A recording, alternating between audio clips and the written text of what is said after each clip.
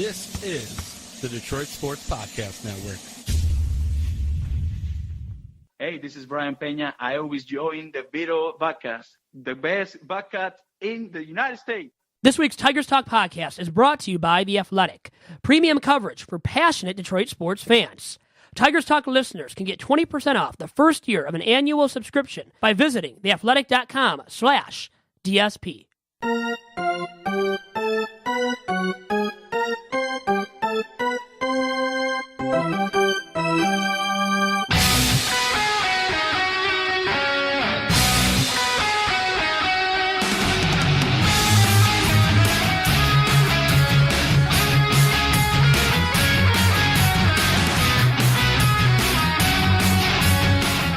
And welcome to the latest, the freshest edition of Tigers Talk with Chirco and Company. I am your host, Vito Eranimo Chirco, along to my usual sidekick and broadcast partner in fun. That is the Doc from Doc and Jock, John Charles Macaroon. John, how are you doing? Vito, pitchers and catchers have reported. Spring training is upon us. People are excited. Oh, wait, no, they're not. But No. Spring training has started for the Detroit Tigers. Everyone's getting a little bit excited. I, myself, getting over a cold, but I'm feeling good. You walked in the studio only 10 minutes late this week. Thank so you. not Yes. bad. You're making improvement. Making progress. I'm Great. feeling good. I'm feeling bold. What's going on? What are we going to talk about this week on this fine edition of Tigers Talk? Really quick, too, the great thing is that on the day in which this podcast drops, it is V's Day, as I like to call it. Not Valentine's Day, but V's Day and Big V's Day. And we have a big V's over-under, don't we, that we have to discuss.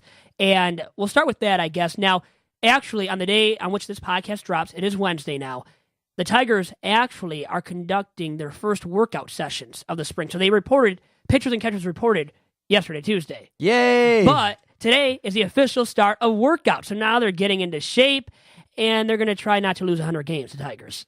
Right, that's the Really? thing. And it's funny, too, because this is the interesting part of media and discussions in that, you know, the players are saying, look, we all know all of you standing around here think we're going to lose a lot of games, but we're going to take the bunker mentality. We as a Tigers organization, we as the players, we believe that if we play well, then we have an opportunity to win and things like that. So they're taking the us against the world mentality. But imagine what it must be like to be a Tigers player going into the season where nobody thinks they're going to do jack shit. Nobody believes anything. No. Most people believe, and I think the over-under that I had sent you that I first saw, I think it was from Sports Illustrated or from some other outlet, was 63 wins and 99 losses is the projected record for the 2018 Detroit Tigers. And I said, man, they might not hit 60 at all, and 60 might be a stretch. I thought, wow, man, 63 and 99. I say to myself, you know, I asked on Twitter, are you excited? 60% of those who voted admitted that they were still excited that spring training had actually started. But for me, I guess I'm taking the stance of one day at a time. And the way I'm looking at it is I just want to see steady growth. I do not have any expectations. I do believe they're going to lose probably 100 games plus, but you know, I think the odds are that they're probably going to finish somewhere with a 6 in front of the number of the win columns. 65, 66, maybe, you know, to make everybody happy. You know, I'm just going to say. I know it's going to be said, yep. 69 wins, baby. You know You it. are so inappropriate. God, Doc. Really? What is to in your- lower yourself to that Get level? your mind out of the gutter. I truly Oh, believe you just truly believe they're going to win 69 games. 69 Obviously. games for this Fair team, enough. I think, is a fair expectation. I think it would be a nice season if they won 69 games. Low-hanging fruit. And you just went right to it to start off this week's podcast. So, anyways, I think it's more likely that I find a date through Tinder than the Tigers winning the AL Central in 2018. Oh, yeah? Oh, yeah. Oh, yeah. Easily said. Now, you sent me now the projected record for the Tigers being 63 and 99. And you asked me to do a Big Vito's over-under. So let's do a Big Vito's over-under. Over or under that win total from the Tigers in 2018. Are you really saying over then, Doc? I think it'll be over, yes. Okay. And you really think 69 wins? Now, Vito, let me explain a little bit why I think the Tigers could hit 69 wins or maybe, 69 to 75 wins. You look at it and you say, okay, there's an opportunity for Michael Fulmer to take, a hold of the starting rotation. You have the opportunity for Jordan Zimmerman to come back. If things fall right and maybe, Fires comes in and does some things, you have Boyd and Norris. They're going to be fighting for, the lower end positions. And you look at it and you say, this team has some talent that could emerge, that could do some things and help this team, get above that 65-win hump. You can't say the Tigers are completely devoid of talent. The problem is, though, when you compare it to the rest of Major League Baseball, let me ask you this, Vito. Why are people projecting that the Tigers are going to have an abysmal season, maybe with win totals in the 50s? A horrible rotation, a horrible bullpen, and a lineup that's not good enough. That's why. Okay, so you think across the board, talent-wise, this team is not good enough to compete, even to get anywhere near 65 wins? Yeah, the team doesn't have enough talent across the board. You're right. And it's from rotation to pen to lineup. No doubt, in my opinion. Now, are there guys that are outliers? Let's say guys that could, meet and exceed expectations. Maybe Jordan Zimmerman does. Maybe Mike Fiers does. Maybe guys of that sort, of that degree, do exceed expectations. Maybe Daniel Norris does. Maybe Michael Fulmer is healthy all season long and has a Cy Young campaign. Maybe Miguel Cabrera bounces back hugely. Maybe V-Mart stays healthy more than he doesn't and has a huge comeback season as well. The thing is, how likely is any of that to happen? Not very likely whatsoever. Okay, so where are you thinking this Tigers team is going to fall in terms of win total? I'm going to say over. Playing a game, once again, a big Vito's over-under, with the projected win total right now being 63 and the over-under being that. I'm going to take the over on 63 wins, but I can see 65. 65 to 70. 70 tops is what I'm seeing right now. Do you see a scenario in which they bottom out and win like in the 50s? No. I see 63 at least. 62, 63 at least. Now, how horrible is that? That's 62 and 100. 63 and 99. Oh, wow. You're losing nearly 100, if not 100 plus. So you don't want to be the Tigers right now. You don't want to be on this major league team right now. If you're a major leaguer with the Tigers, a player that's going to actually play in the majors in 2018 with the Tigers, you know you're going to deal with a lot of losing, a lot of tough times. There's no way around that, Doc. And Ron Gardenhire's job is going to be so complicated. His job is going to be to keep people invested, keep people motivated, and look for really incrementally small goals at a time. I mean, you got to see improvement in the starting rotation. You got to see improvement with a bunch of young players that you're going to put out there.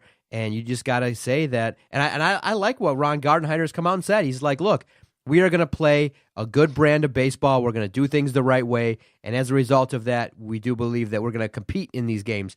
And so with a manager like Ron Gardenhire, I don't think that the Tigers are going to get blown out in a lot of games. I think they'll be in them. But what you'll see is similar to what teams do that struggle, is that they'll have leads late and they'll blow them. They'll have scenarios in which they're competing in games, but they just don't have enough, like a lot of 3-2 losses, a lot of 4-1 kind of losses, in that 2-3 run kind of window each and every game. I don't see scenarios in which the Tigers are going to score a bunch of runs in these games, and I don't see scenarios in which they're going to give up a bunch of runs. You got to remember, that starting rotation, I know you think it's terrible, but Fiers has done some things. Boyd, you remember, was 1 out away from a no-hitter. Obviously, Brett Ausmus, people remember that he made a mistake in not making that defensive replacement, in that game. But Boyd maybe can have a comeback year. Norris is trying to figure things out. So if you imagine, let's say if you just across the board, if each starter gets 12 wins, that's 60. Maybe you luck into a couple wins from your relievers. So 65.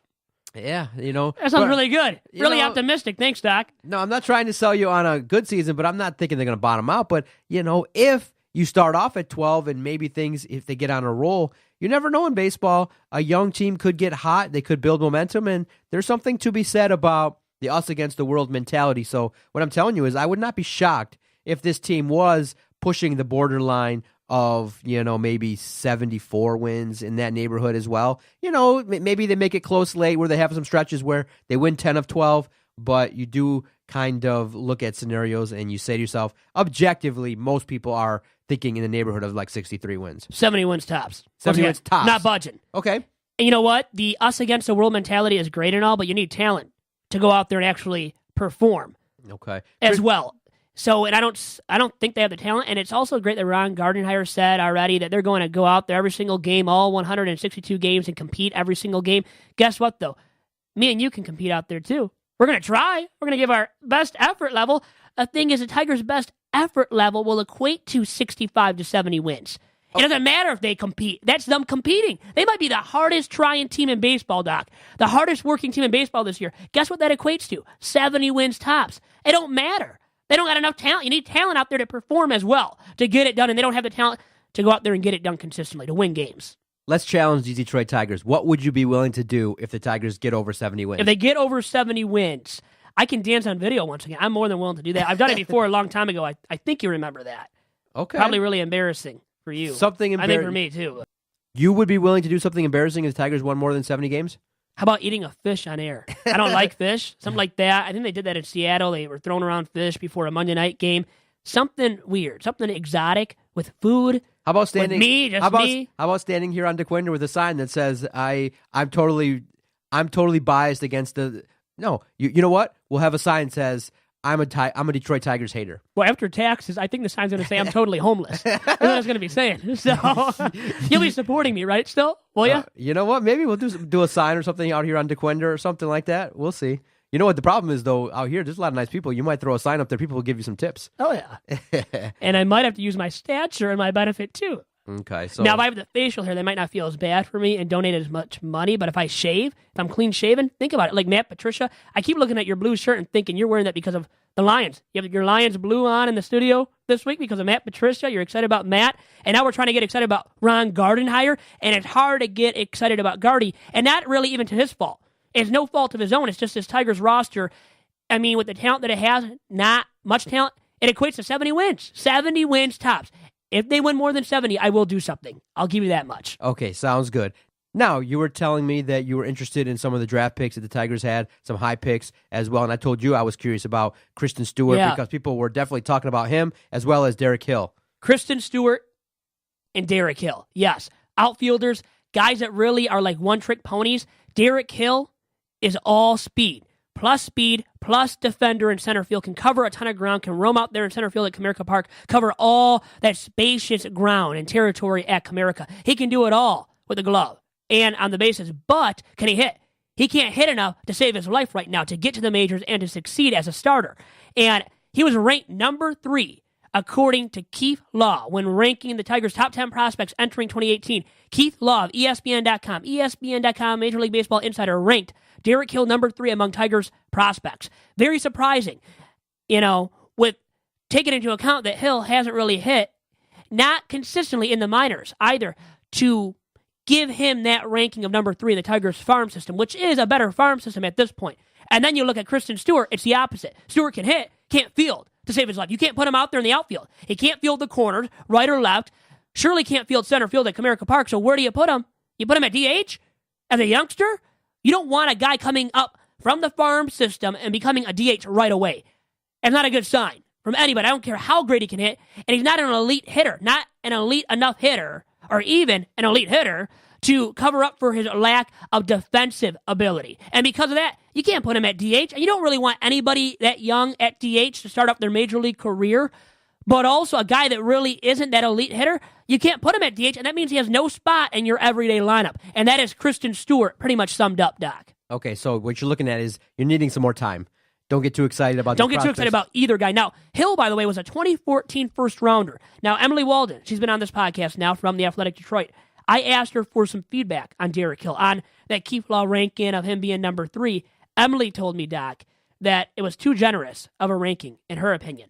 And she said that she likes Hill, but his hit tool needs improvement. I've already harped on that enough, right?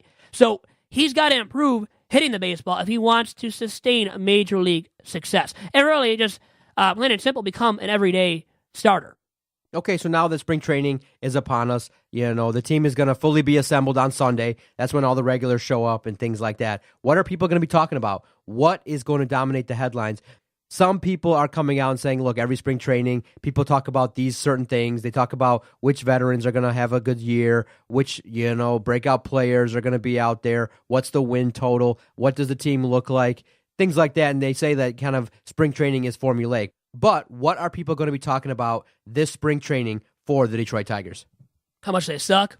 Their degree of suckiness.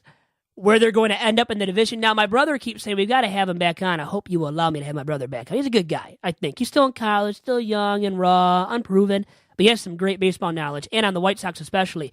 He said he believes the White Sox could finish below the Tigers in the AL Central in 2018. Now, it's hard for me to say that looking at how bad the Tigers roster is going to shape up to be come opening day. But the White Sox Major League roster, too, isn't proven yet, isn't ready to succeed at the Major League level. So with that being said, the White Sox actually could finish below the Tigers. And Dominic even brought up the Royals.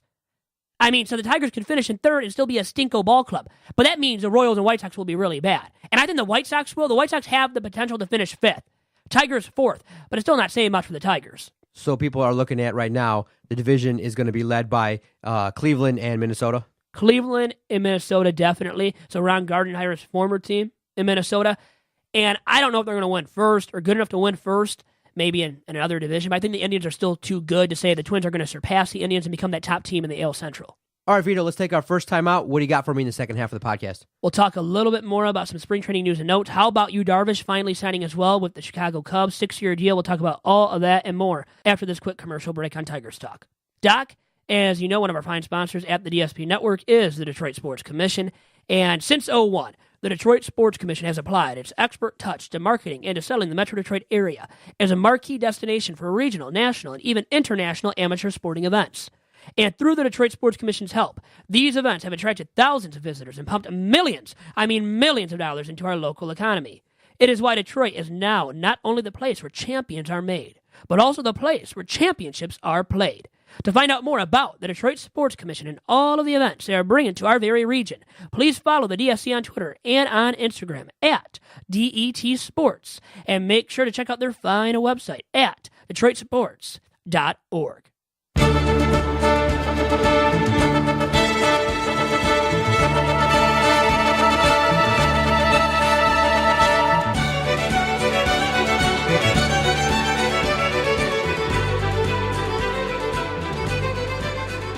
And back here on Tigers Talk, we're still cold and really despondent and depressed here as much as, well, not too much because of spring training, right? We're trying to get excited about spring training for the Tigers. It's hard to get excited about the Tigers right now and spring training, but at least it's warm there in Lakeland.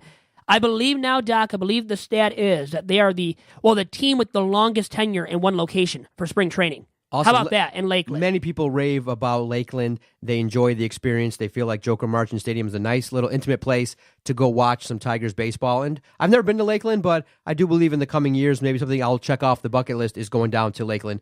And I'll enjoy some Tigers spring training baseball. I know that, these league plays and stuff like that isn't the best brand of baseball, and I'm not really a fan of split squad games, but I'll go out there and watch. Now, something I wanted to bring up because I think it's a topic that's been kind of bantied about regarding contracts, and you brought it up that Yu Darvish did sign. I was surprised that the Cubs offered him that much money, and that was the deal that he signed, but many people are discussing, and I do believe it's kind of nonsense, though, that I do believe it's driven by the agents, that they're saying that there's collusion going on among these major league teams and that there's a market correction, and that's why there's so many free agents that are unsigned. And I believe that, no, I do think that these general managers now are wise and recognizing that, look, if we give out these contracts and they're terrible, it's going to greatly hinder our franchise. And these young general managers are using advanced metrics. They recognize that, look, we do not have to pay the likes of a JD Martinez $25 million a year for 7 years. That would cripple our organization. And so I do believe these general managers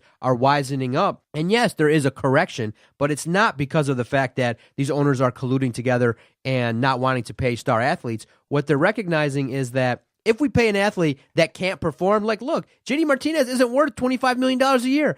If we go out and pay these players this much money and we make a lot of mistakes, then we're crippling our franchise, not just for one season, but for several. And so Avila has recognized, because he got word from the top, that, look, money's dried up, yo. You got to go out there and get smarter, younger players. That's why people don't want to trade Michael Fulmer. Why? Because he's not making a boatload of money. He's productive. And the big phrase that we talked about several podcasts back, and one that you brought up as the reason why you don't trade him, is the word team control. And so when you have a player that you control for several years, you don't got to pay him a boatload of money, he's young, those are the players that general managers want to sign to build clubs, okay? And so when you look at it and you look across the landscape of Major League Baseball, the way teams are building are similar to what the Astros did. We'll struggle for a lot of years, build up draft picks, make sure you select the right draft picks and guys that are productive, and then when you're ready to go, when you're ready to finally deliver,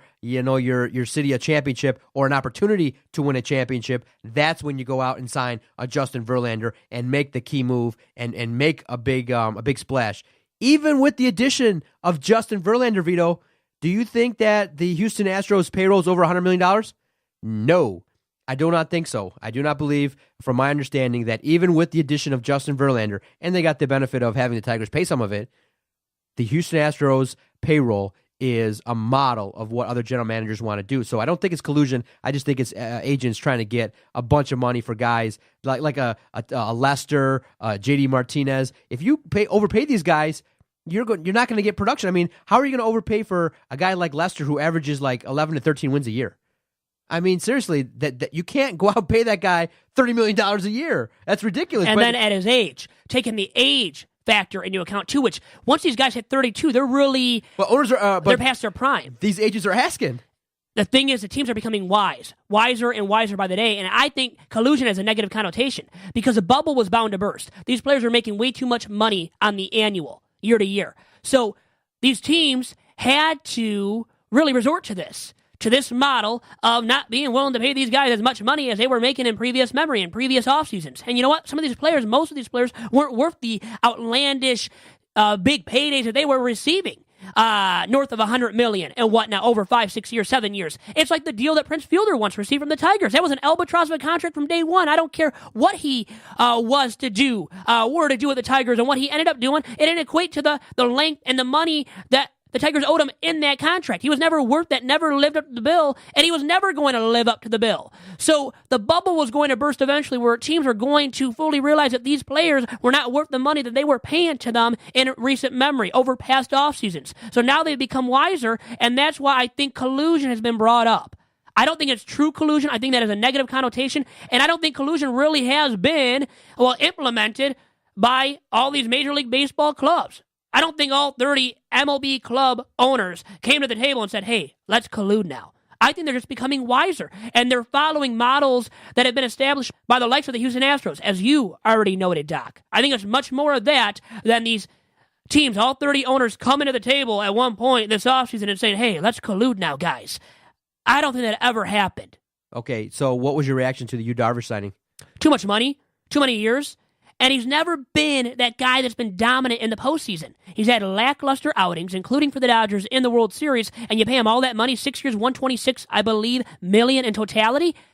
He's a great starting pitcher. Is he a dominant ace? No. Now, does he have the highest K per 9 inning total in Major League history? He actually does. Of all Major League pitchers currently and from years past that aren't pitching anymore. So that's an astounding stat, a stat that gets you paid and gets you paid handsomely, gets you paid very well.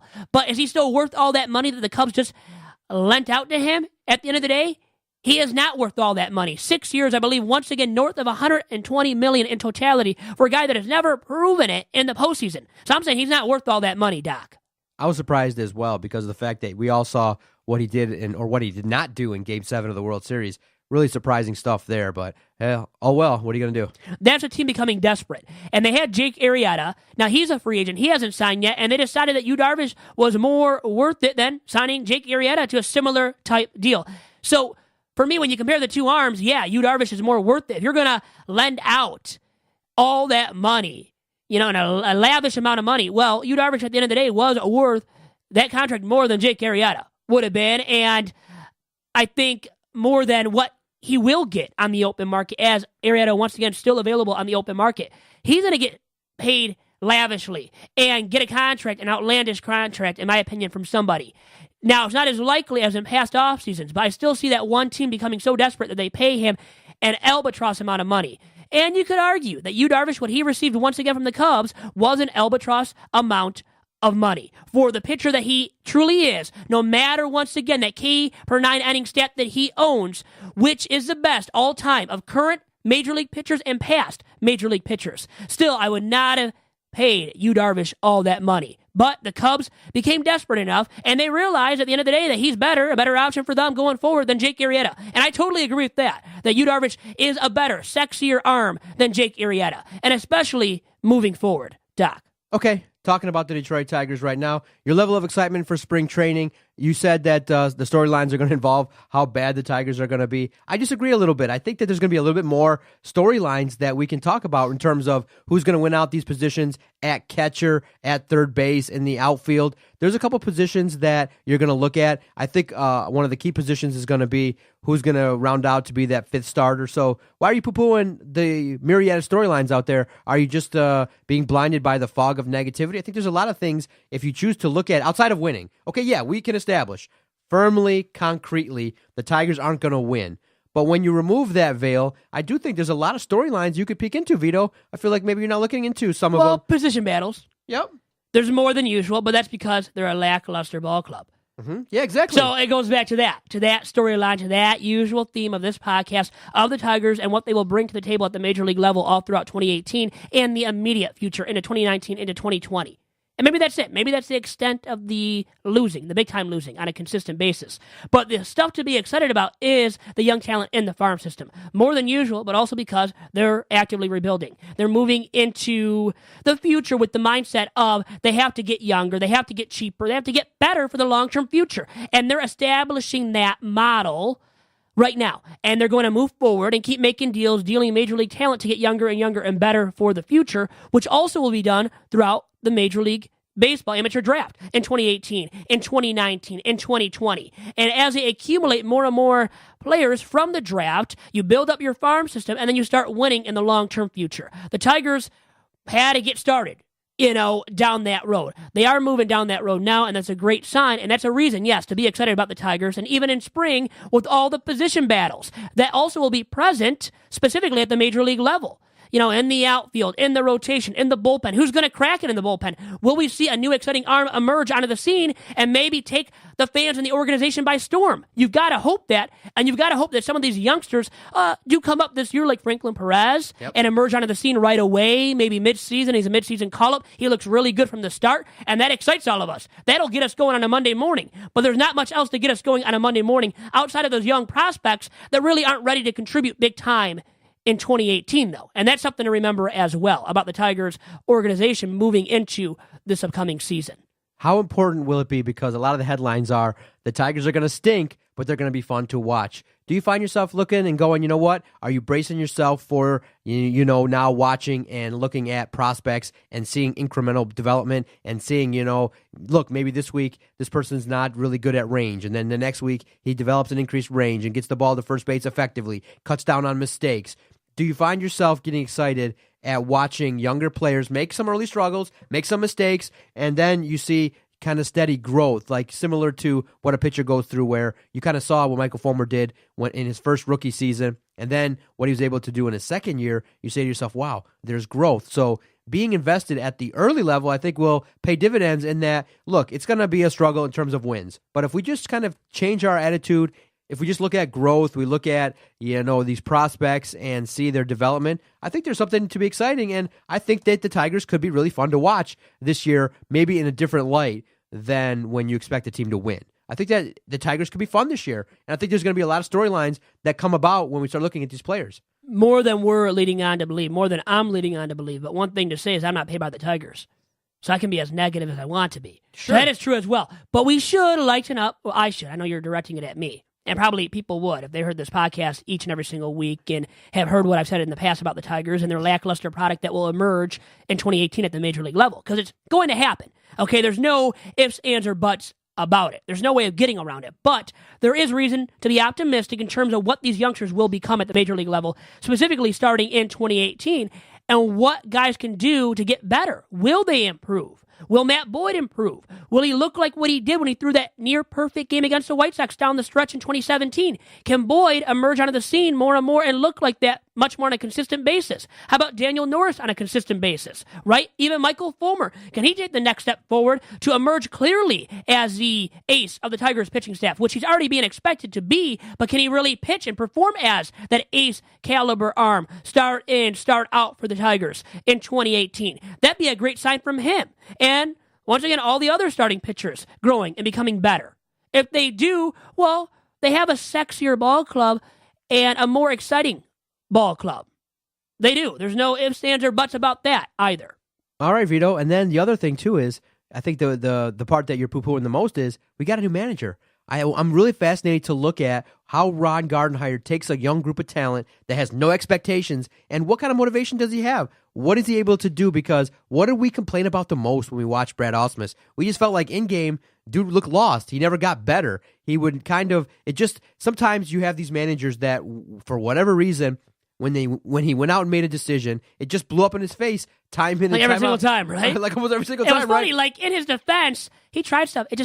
Nothing ever stuck. Everything blew up in his face. You're right. And he then would start to overreact, or then kind of go with the flow. Or if we would podcast about, pulling out or going out to the mound and getting a reliever too fast, then the next outing he'd go out there and leave the reliever in too long to get shelled. So it just was something that you felt like, okay, we got an inexperienced manager in Brad Ausmus. He's not that good. Now I'm fascinated to see what Ron Gardenhire brings to the table in terms of in-game decisions. What does he do? And some people were joking around. They just want to see how many times he's going to get ejected. He'll get ejected. He's a fiery dude himself. They do believe that he'll bring a little bit of fire to the ball game. He won't be looking like lost like Brad Ausmus did all the time. So people are excited to see what a new manager brings, and I think there's a little bit of a air of excitement in that Ron Gardenhire, as of yet, hasn't done anything to draw the ire of fans. And I think he'll get a pass this first year as long as the team competes hard and doesn't make the same mistakes over and over and over like the teams that Brad Ausmus led did. He won't look like a deer in headlights. You're right. He'll bring that veteran savvy. He has that established respect from the clubhouse from day one because of what he's done in the past as a manager with the Twinkies. Even though there were lackluster results largely and consistently towards the end of his tenure in Minnesota, which caused him to be ousted eventually, he managed a long time in Minnesota. Had a lot of good teams, especially in the start. So he has that established respect level from the start from his players. So, and I believe he can, he's going to command respect. He's going to command and get the best performance level out of his players on a consistent basis as well because of that respect level, which he has garnered over the years. So he has that going for him much more than Brad Ausmus did coming into the job. When he first took over as Tigers skipper and had no prior coaching experience even at the major league level. So Gardy has that from day one, and you've got to like that, but you've got to feel bad for him too. And then I think to myself, not totally seriously, but how about he does something to the magnitude of what Steve Kerr just pulled off with the Warriors? He has the players manage the club one day. I mean, because when you're going to see this club lose and lose and lose a ton, I mean, it gets old, even for Ron Gardenhire, who's used to the losing. I mean, he did lose in Minnesota once again, as I said already. I mean, maybe he changes it up a ton, spices it up one game and says, hey, Miguel, you want to manage? V-Mart, you want to manage? Michael Fulmer, Daniel Norris, one of these guys on the bench that's not playing, one of these pitchers that isn't starting that given day. Hey, do you want to manage here? I don't. I don't want to manage this ball club. But realistically, once again, he might be a better fit for this team than we let on when we first reacted to his hire. Before we get out of here, you peek into your paper's article regarding Miguel Cabrera and how much money potentially he could be doling out in terms of the case. I mean, he's tried since August, since the story broke by Tony Paul. The Freep kind of updated a little bit and kind of gave some more information regarding numbers. Since August, he's been trying to mediate through arbitration, through mediation, a fair number, because he basically was giving, I believe, around $12,000 a month to his ex, and then all of a sudden cut it off. And he bought her a nice home and things like that. But based on law, the number that she could be potentially asking at the high end, based on law, is $2 million a year. And so I know he's not trying to pay that. And he's trying to kind of get a number fair down to maybe $50,000 a month, maybe in that neighborhood. I don't know what number he's countering with, but you know he don't want to be paying no $200K a month to this lady. And it just goes to show you, bro, you don't zip it up, you're in big trouble. He could be on the hook. If he loses, $200 to $300K a month deducted automatically from his check. But do we feel bad? How much money does he make annually for doing nothing? $2 million Last year, this season probably, maybe going forward. But Vito, that's a lot of money. It's a lot of money. Do I care though? It's his handsome paycheck. Lofty paycheck. He's got the money to pay it annually. I feel more for that woman and what she's had to go through. Oh, I feel more for her than him. Yeah. He's doing all right. She's not doing all right financially. He needs to be doling this out, the cash, the money, each and every single month. I don't care how he does it. He's got to be paying her and paying her more than he has been. So I'm more than fine. If he has to pay $2 million, let it be. The interesting aspect of this, Vito, is that, you know what, you're probably right in that. I would have probably paid to make it go away, but it's a lot of money, dude. I mean, you make it. But he's got it. He does, but he's not hurting, and he's not going to hurt after all these payments either. Not that much. Vito, He'll be all right. Vito, that's my point. Remember, I know it's a lot of money, and it's always going to be rolling in. But remember, he doesn't make $30 million a year. He brings home after taxes about 16. Oh, man. Right. Let's go cry. I'm going to cry for him tonight. Yeah, Actually, I will. Are you? But that's 16 Only million. 16 mil. Then a couple Only 16. Listen, then a couple more goes to lawyers and fees. And then $2 million out the door to this lady. Bro should have wrapped it up. Oh, he should have wrapped it up. That's his problem. Yeah, I don't feel bad for him. He should have wrapped it up like you said. He can afford a Trojan condom or whatever kind of condom he has to use and does use. He can afford that. Yeah. You can get one at the gas station, man. Come on, Miguel. He's got to be smarter. Obviously, he's more stupid than we thought he was. Or maybe you thought he was stupid, but he's a stupid dude. Yeah. Right? Yeah. It's a lot of money, man. It's a lot of money. That's why he's sitting his ass in court in Florida trying to get this out of the way. And it's unfortunate, but we'll see how this goes. It sucks because it's not open to the media. You can stand outside the courthouse and kind of they're reporting it that way, but nothing. Oh, you can't go inside the courthouse. Close to the public and close to Got the media. ya. Yeah, nothing like that. All right, Vito, good podcast. What should my homework be for this week in terms of learning about the Detroit Tigers? So what do I bring to the table next week? Well, you've asked me to look up some prospects. How about you look up some now? Okay. And then come to the table with them, with the names, and then we'll talk about these guys on next week's episode of Tigers Talk. How about that? Okay. Fair enough? All right, Vito, look up some prospects and bring some reviews to the table. And then we'll cry a little bit more about Miguel Cabrera and how bad he is doing financially. How about that as well? Will do. Will do, Vito. Good podcast. Always enjoy it. Thank you so much. If you've enjoyed this podcast, check out this one every single Wednesday and all the other podcasts on our fine network. Visit and support us for free, DetroitSportsPodcast.com. Adios.